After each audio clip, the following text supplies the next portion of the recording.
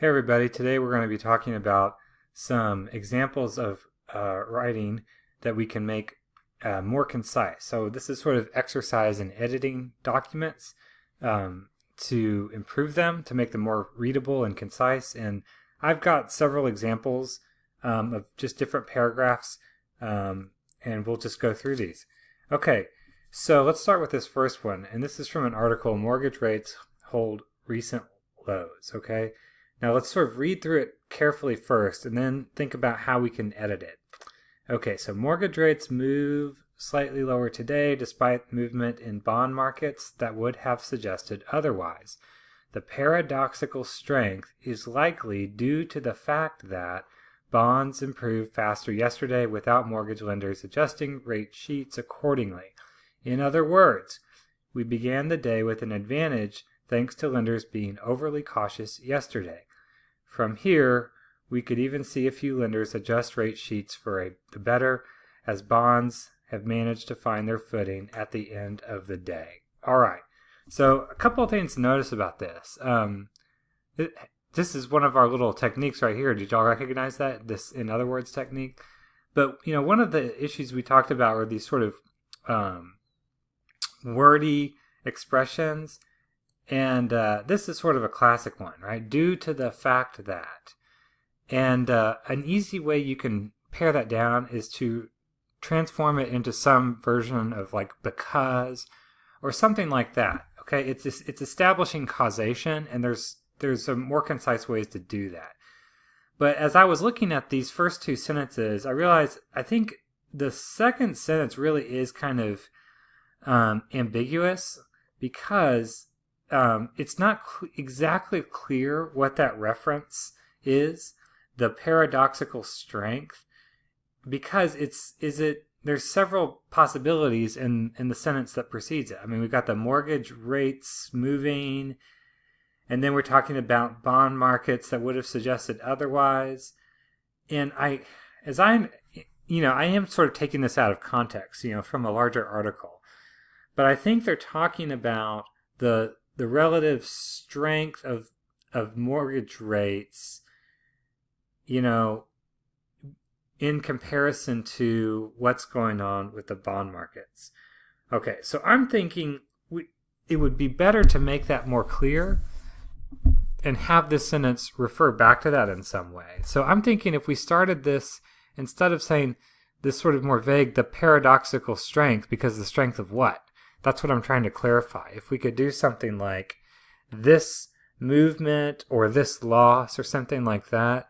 And granted, I'm going to lose the paradoxical, but what if we said this movement, right, is likely due to the fact that blah, blah, blah.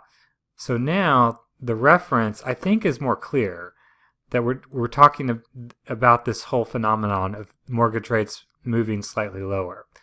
Okay, then I said this whole thing about due to the fact that this movement is likely, we could say maybe because, or is likely caused by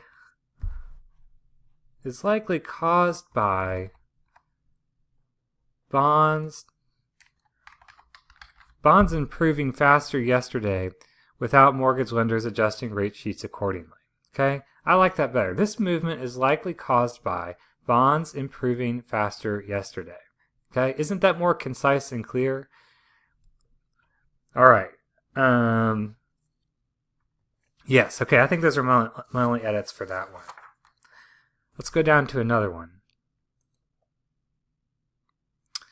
This one I pulled out of an article about a bug related to Microsoft products, okay? And I just got one sentence out of it. We performed an investigation to identify other potentially similar methods and ensure that our fix addresses more than just the issue reported, okay? Now this is a classic one. We talked about action-verb separation. Here's a classic example. Do y'all see it? We performed an investigation. Okay, and what I would point out, sort of in the context of this one, and what you lose in that nominalization of this action is the object.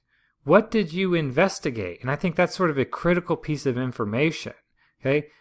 And the reason you don't have the object is because this verb became the object. It's what you performed. Okay? So if we revise this to get that action back in the position of verb, then we're going to have an empty slot for a new direct object. Okay, so let's see how this works. We investigated something to identify other potentially similar methods. What did they investigate? I guess, I'm just going to guess here.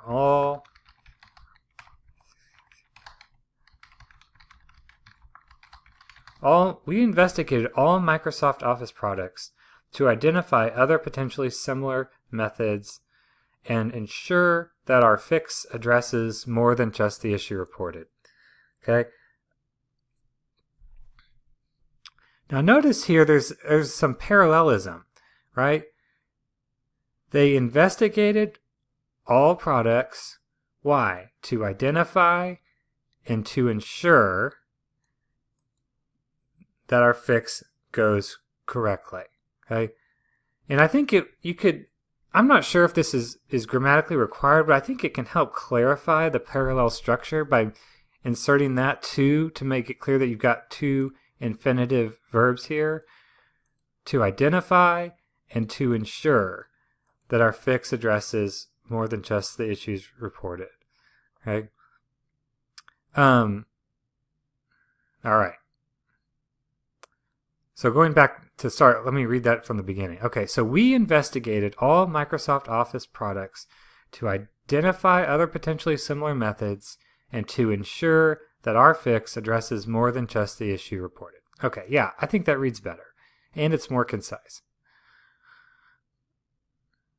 All right, here's the third one. This is from an article, A Manufactured Crisis. Congress can let the post office save itself without mass layoffs or service reductions. Okay, so here it says, it is true that USPS is facing a fiscal challenges.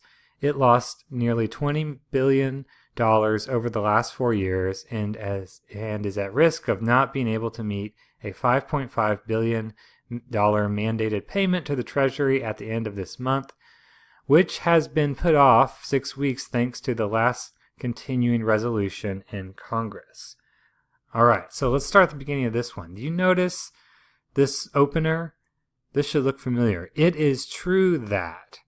Okay, and this is sort of that classic example of meta-discourse where the writer isn't just saying what he or she thinks is true, but they're also commenting on the fact that it's true. Okay, and we were talking. Remember how we talked about this? Usually it's not necessary to have this because it doesn't add anything to the meaning of the sentence. The fact that you're stating it means you believe it's true. So what do? Just edit it out, right? USPS is facing fiscal challenges. Now the interesting thing here is that y'all notice this at what this clause here at the end of this dash, and I'm thinking this is what's called an appositive clause. Y'all know what a positive is? It's a group of words that sort of renames the preceding the noun before it. But here it's in the form of a clause, and it's very long. Okay, it's several lines long, and I think it's frankly too long to function in that way. Okay, so I think it ought to probably be broken up somehow. Let's go back to the beginning. USPS is facing fiscal challenges. Okay, we can start a new sentence here. Let's try that. Maybe, and because it's such a short thought, we could do a semicolon.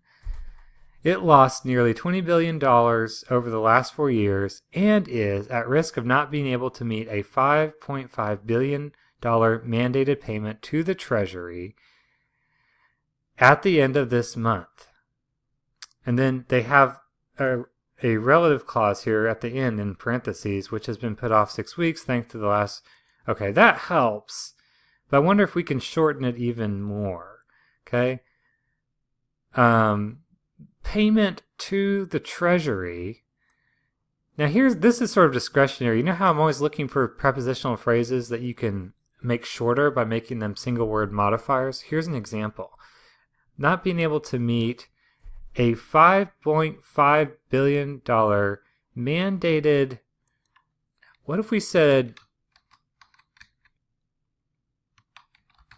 Treasury payment instead of payment to the Treasury at the end of this month?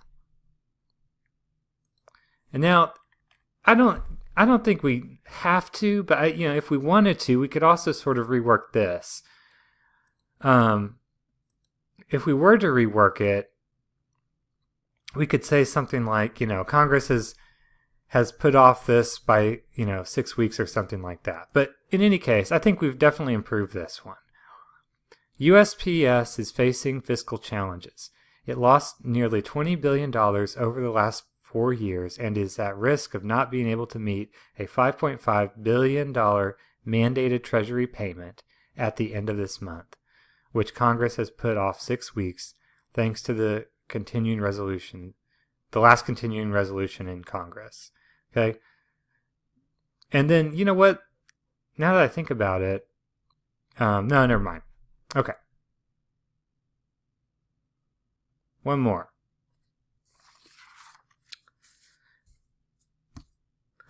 Okay, let's look at this one. Taking in consideration that net income is the result of net revenue minus administrative expenses, cost of goods sold, and income taxes paid by the company, I will agree that it is concerning to have as much as 100% of the executive's base salary going to the bonus compensation system that the company currently has. Okay, there's a lot going on in this one. Let's start with the beginning. This opening here, taking in consideration that we could probably shorten this down. And again, we've got a nominalized verb here, consideration. It's that TION ending that is how we signal nominalizations, right? So what if we just took that out and said, what could we do? I'm thinking like considering, or maybe even like given that net income is the result of, okay. Instead of saying, I will agree, what if we just, again, I think that might be some kind of getting into meta discourse. Why don't we just say that it is concerning?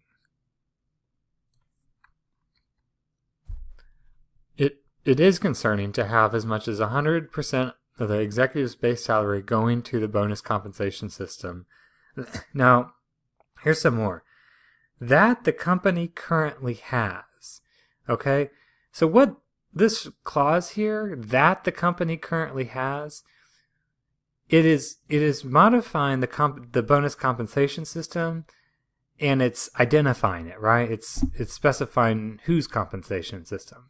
But it's sort of ungainly and wordy to make that specification or show that possession through an entire clause. Do y'all see how they did that? That the company currently has. What if we just said going to the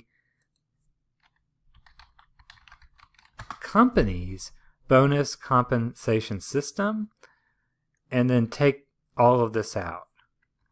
Okay. Now let's read the whole thing together.